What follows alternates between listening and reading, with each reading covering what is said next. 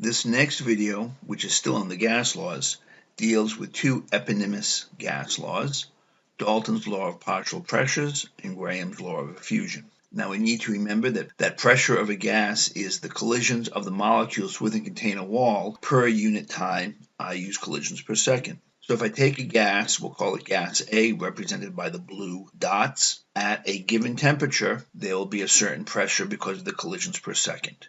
We'll call that P sub A. If into the same container I add a second gas, gas B, represented by the red dots, we'll have a certain number of collisions per second. We'll call that P sub B. Now the kinetic molecular theory is independent of the identity of the gas. Also, there is no intermolecular attraction between the gas molecules. Now, since the gases are in the same container, they must have the same volume and the same temperature. So, based upon Avogadro's law, the total pressure can only be related to the moles of the gas. Or in mathematical forms, it looks like this. Now, the total number of moles are the moles of gas A plus the moles of gas B. That means the total pressure, P sub T, has to equal P sub A plus P sub B. Dalton's law simply states that the total pressure of a mixture of ideal gases in a container is equal to the sum of the individual pressures of each ideal gas in the container, or in mathematical form, P sub T equals P sub A plus P sub B plus P sub C ad infinitum. Or to put it in a slightly different set of words, the whole is the sum of the parts. And the pressure of each individual gas is called the partial pressure of that gas. So here's a simple problem. A rigid container is filled with a mixture of neon and argon. The pressure of neon is 573.8 torr. The pressure of the argon is 43.5 torr.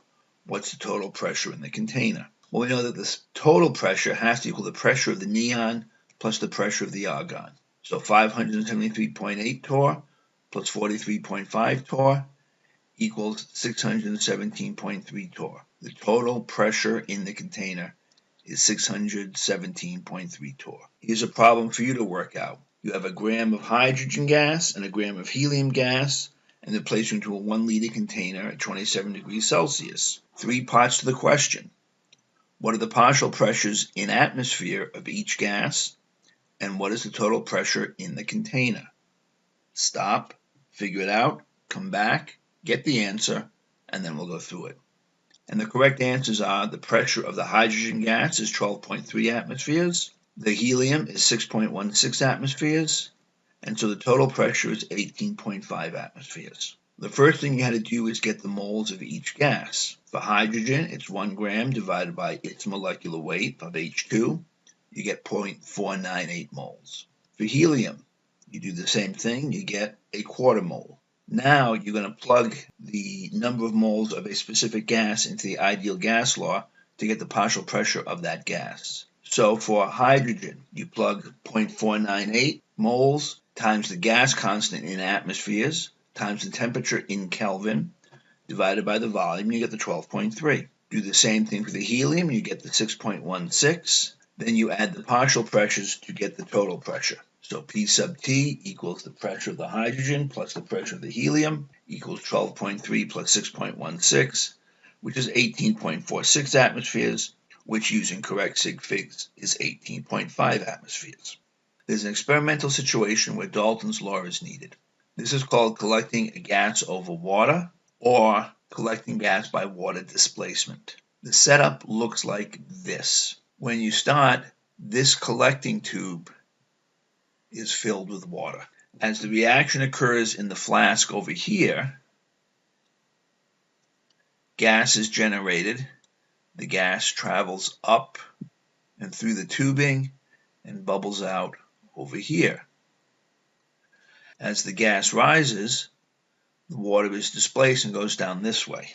When you are done, the gas that's in here is actually a mixture of gas 1 and some water vapor.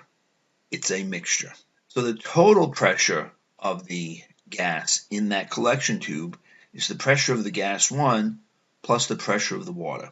You will be interested in the pressure of gas 1, so the total pressure minus the pressure of the water vapor equals the pressure of the gas.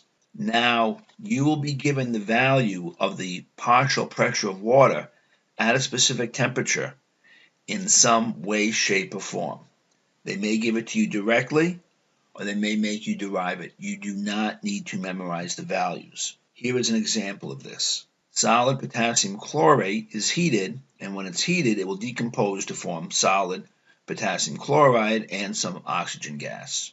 Using a setup like you just saw, the oxygen is collected over water at 25 degrees Celsius into a 100 milliliter test tube. At the end of the experiment, the pressure in the test tube ended up at 0.981 atmospheres. How many grams of oxygen were collected? And the vapor pressure of water at 25 degrees Celsius is 0.031 atmospheres. You're only given one set of conditions, so you're going to have to use the ideal gas law. As a matter of fact, just to keep in mind what you need, since you're interested in the oxygen, you want the pressure of the oxygen, the volume of the oxygen, the moles of the oxygen, and the temperature of the oxygen. You know that you're going to have more than one gas in the tube because you're told that you have gaseous oxygen, you're collecting it over water, and they're telling you the vapor pressure of water. So you know the total pressure equals the pressure of the oxygen plus the pressure of the water.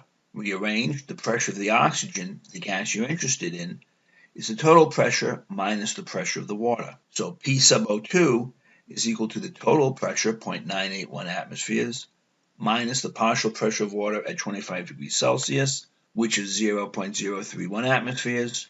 So the PO2 is 0.950 atmospheres. Now you know the volume is 0.1 liter. We converted from 100 milliliters to liters. We don't know the number of moles of oxygen. And the temperature switched into Kelvin is 298 Kelvin. And since we're in atmospheres, we're going to use this gas constant.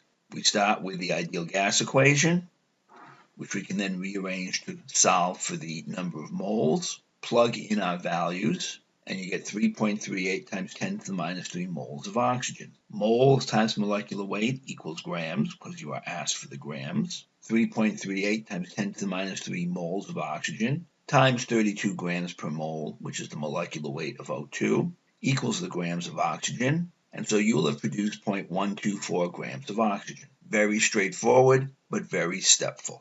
That's Dalton's law of partial pressures. Graham's law of effusion, remember via the kinetic and molecular theory, all gases at the same temperature have the same average kinetic energy. Kinetic energy is equal to 1/2, in this case, the molar mass times the velocity of the gas squared. If the kinetic energy amongst the gases is constant, then the molar mass and the velocity or speed are inversely related. If one goes up, the other goes down. That means a heavier gas moves more slowly than a lighter gas when the gases are at the same temperature. That is Graham's law of effusion.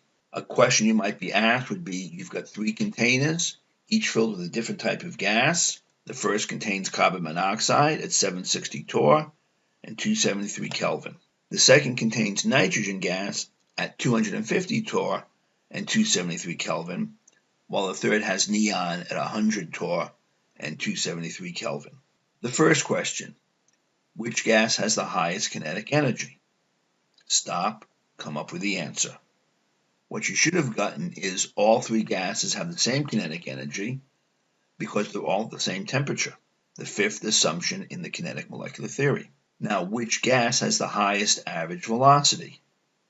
Since they all have the same kinetic energy, then the molecular mass must determine which has the highest or lowest speed. The molar mass of carbon monoxide is 28.01 grams per mole.